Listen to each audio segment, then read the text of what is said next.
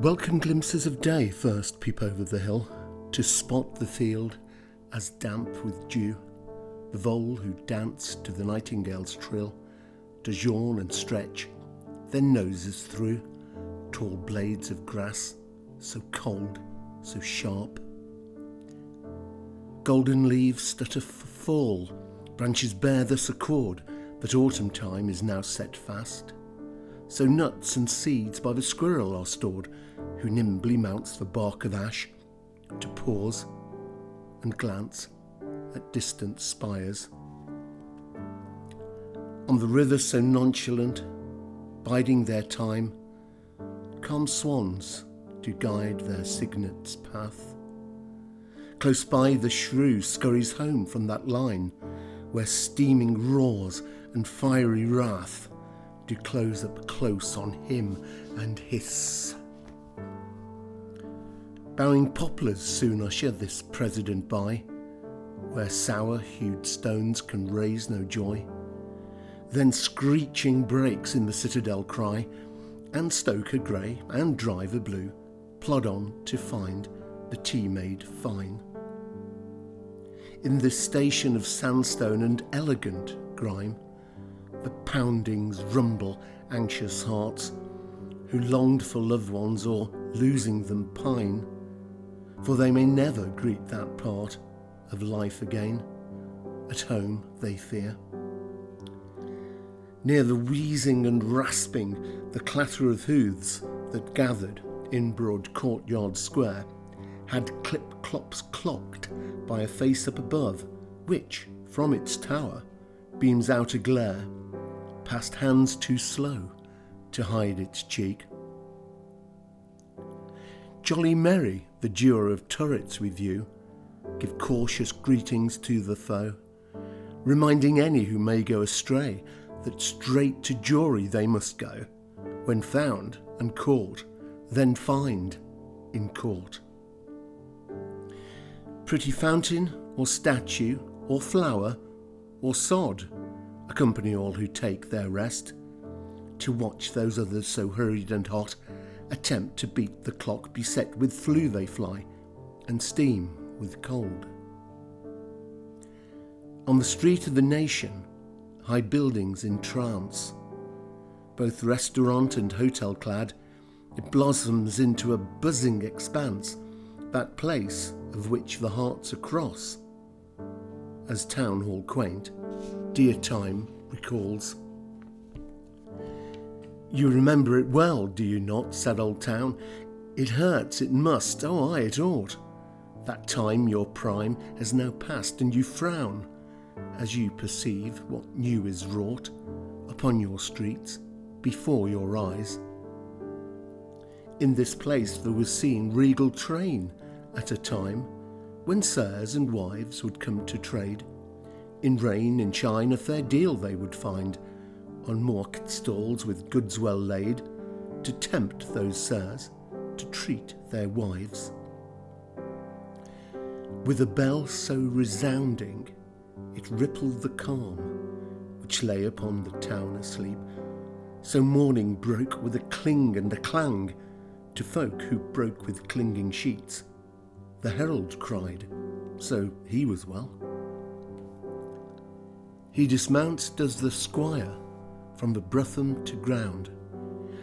His manly sighs consume dawn's air.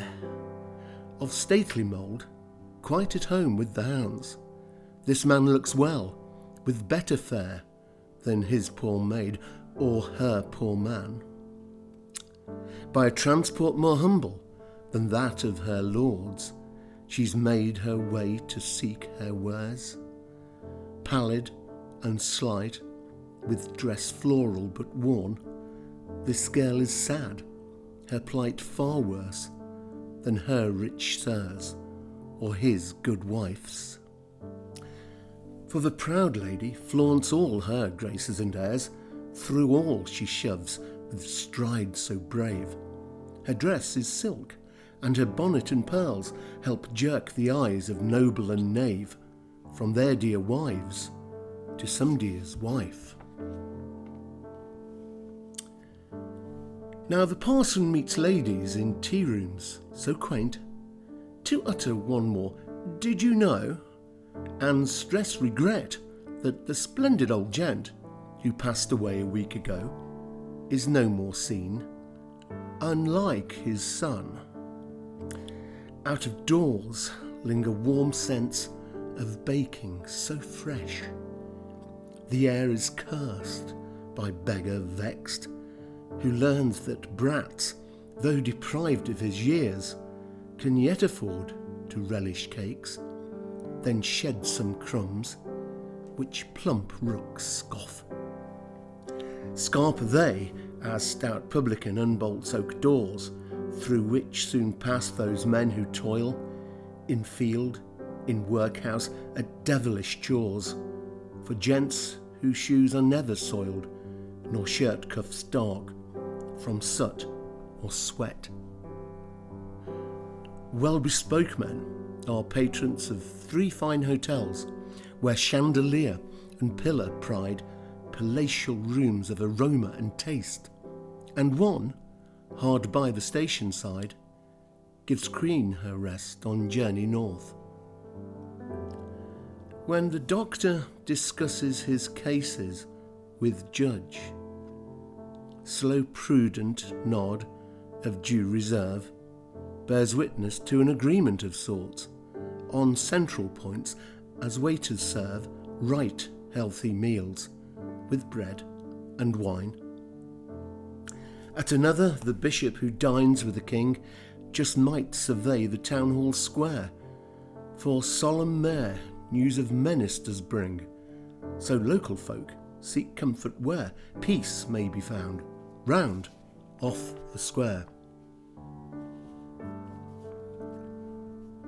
In its grounds so pristine, and with precincts sedate, there stands the sacred abbey bold.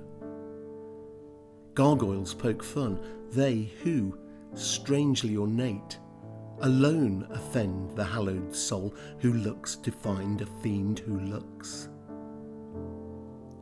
Chilling senses of spaciousness haunt her wide aisles, beneath great windows' spectral light. Glass stained by saints allows carving an arch to nurture tranquil thoughts which bide amidst the ills of inner downs. Ancient priory tired stares down with a sigh on restless crypts still leaping vaults. The gateway's cove bids farewell from on high, and frames a queued a narrow mall from where descend the decent few. Precious relics sleep tight in their museum home, yet mourn those troubled childhoods spent by gate, by moat, below rampart and walls, which all the city did defend. With sword and gun they saw foes gone.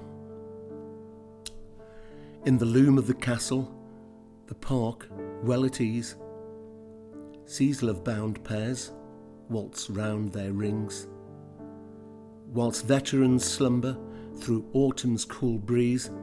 They drift back to their fragrant spring, though youthful dreams bring cloudy eyes. Once the evergreen gardener has clobbered poor mole, each petal lulls his seasoned touch, and maidens, fresh from their riverside stroll, soon decorate those twisty nooks which bend their path straight back to town. With a thud of sad triumph, all coach doors are slammed, dull skies secure the close of day, as Hardwick hauls hefty carriages home on silver rails to wend his way near hedge and field where fire draws fear. Yet the sway of the bush is so lazy and slight. Once into dusk the train has roared. Our shrew, now prey to the owl of the night, does comb his fur against the stalks of weeping shrubs in fading day. damp and darken the green of this quivering turf, will coax another lunar smile, whilst far-off bells sound maternal concern, dim silhouette and shadow while away dark hours, and grasp for light.